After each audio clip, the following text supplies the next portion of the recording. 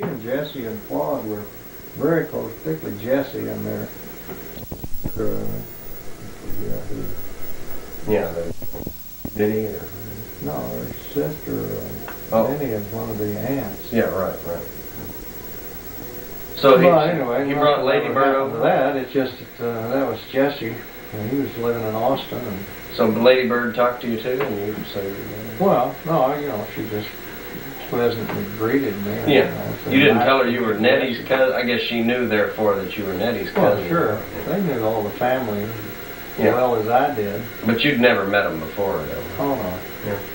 You know, when I did that report for school on Lyndon Johnson, you never told me any of that. I never had any of that in my report. When was that?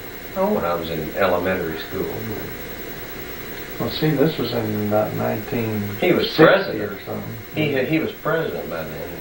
I was, well, good Lord, I was born in '58, so this was well after that, obviously. This was, in fact, this would have been about 10 years after that, or something, or 8 years later. I was in 5th or 4th grade, I was only 8 years old, so it would have been 5 to 7 years later. I'm surprised you can remember ever writing a paper. Oh, it's the only one I ever wrote, I think. That's the only paper I ever had to write. I don't remember any subject I ever did a paper on. The only one I kept or have a recollection of, really. But yeah, that would have been an interesting little sidelight. I still have it. It's in that trunk up there. No kidding. Oh, yeah. Pictures from the National Geographic we cut out of there. I'll be darned. Yeah, and I did, I wrote a little thing about it, but I got all the information right out of the National Geographic or the encyclopedias or something, I guess, or out of something, The point is, you never mentioned anything about ever having known of him or anything. I mean, I don't recall there being anything in my report about him being a family, nearly a relative or anything.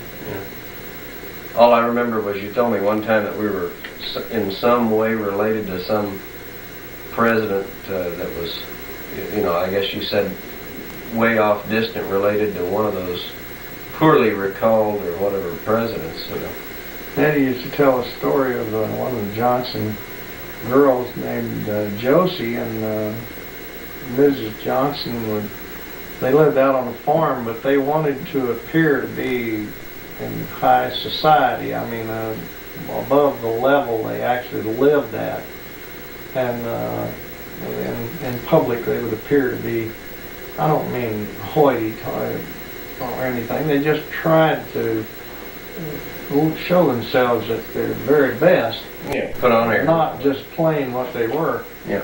And they lived in the country, and the road ran by in front of their house, and they had cotton, or I guess it's cotton planted out there. And the old lady was sitting on the front porch in a rocker, and Josie, one of the girls who's supposed to be about to be coming out, I mean, she was of the age to be presented, always was out there chopping cotton near the road, and I don't know who heard this to tell it, but when the old lady would see a car coming down the road, and she'd yell out there, "Squat, Josie, squat!" So nobody could see her doing manual labor chopping. She'd squat down the cotton until a car went by. Had her out there chopping. Squat, Josie, squat. I don't know how anybody would know that. This would have been Johnson's mother then yelling that? Talking to his daughter, his sister, I guess. How many children did they have, do you know? I have no idea. None. And so they lived in, what at the time you say was Corpus Christi? Well, that was in Johnson City. Johnson City, I guess. How did they become so, how'd they name the city after them?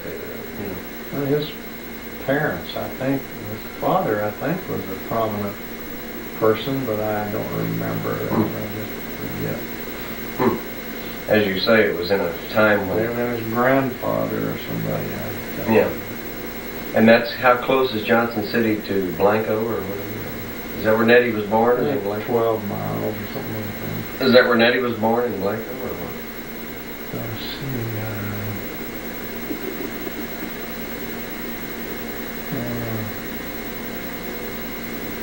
Nettie wasn't born in Robstown. She had to be born in Blanco or in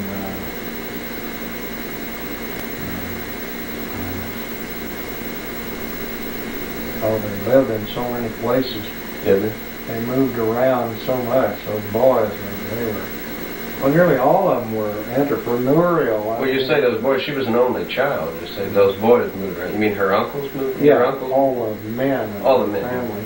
Well, Truman was. What did he do? What was his line of work or whatever? Well, he ran a store. He sold stuff in a store, mercantile business, and he moved. Mainly, every time he moved, according to Nettie, was to get her away from the crowd she was associated with. He'd go and get her out of public dances and things like that. He didn't think she ought to be doing that, or afraid, I guess, what she might do. And they moved to Kingsville, and he and Sam, his brother Sam, opened up all I remember is a drugstore, but they had a large mercantile grocery and clothing and drugs. What is mercantile? That word? It's kind of a general store. Yeah. Chicken soup. They aggressively sought business down there and got the contract to provide food, clothing, drugs, I guess nearly everything, to all of the 4 main headquarters on the King Ranch. And what's the significance of the King Ranch? Well, at the time it was the biggest ranch in the world, and it just had, over 1 million acres. And who owned that, or who was it? Well, Clayburghs were running it. Of course, originally the owner was King, but when the Clayburghs married into their family somehow, and then pretty soon Clayburgh was running it. He became a U.S. Senator. Clayburgh did? Yeah, for whom Nettie went to Washington and got a job in Senate staff office. Oh, yeah? I didn't know that. I don't remember that. Yeah, and she helped get James a job up there, too, in the Department of James who? Kiln. Oh, James? James? J.P. She and James were up there together. Really? Well, he was a pitiful little thing. He's up there north. He didn't have any kind of clothing to wear in a cold climate like Washington, D.C. And was this after the service and all that? Was this after James got out of the service, or what? Yeah. Oh. And she went to work for this Clayburgh family because he was a senator. She went to work for him in Washington. Oh, you say when James got out of the service? Yeah, wasn't he in there before? Before he went into the Air Force? Before the war. Yeah. Well, he must have been a kid then. He was just a young man. In his late teens or something like that. Yeah, early 20s. Because when the war started, he entered the service as like you did. Aircraft. He didn't fly, but he was aircraft maintenance and that sort of thing. Oh, I was thinking he was a pilot or something. Well, Bruce was a pilot. He almost immediately became a master sergeant. He was such a smart guy. Why didn't he go to be a pilot? Because Bruce was a pilot, right? He already knew how to fly. He had his own airplane, as long as I can remember. Bruce did. Bruce did. No, I say, why did James did. Oh, James. Well, why didn't he go in as a pilot then? I don't know. He may have just not wanted to be one, or... You don't know? I thought you... I don't know why James didn't go to pilot training. I'd have thought you'd have known for sure. His eyes, or any number of things, for all I know. Wasn't he a couple of years older than you? Oh, yeah. Several years older. Well, Bruce and Belo were both older, and James was the oldest. Yeah. Well... Bruce was 1 year, 2, 3... Did you all go into the service at the same time, or did everybody go in at different times? Well, Bruce got in about a year before I did.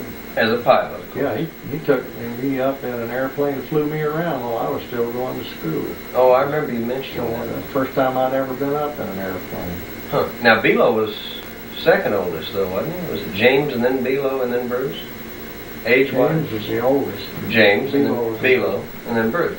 So did Belo go into the service too? Oh, yeah. He was also a master sergeant. But not a pilot either. Huh? I wonder why he didn't do that. Very few.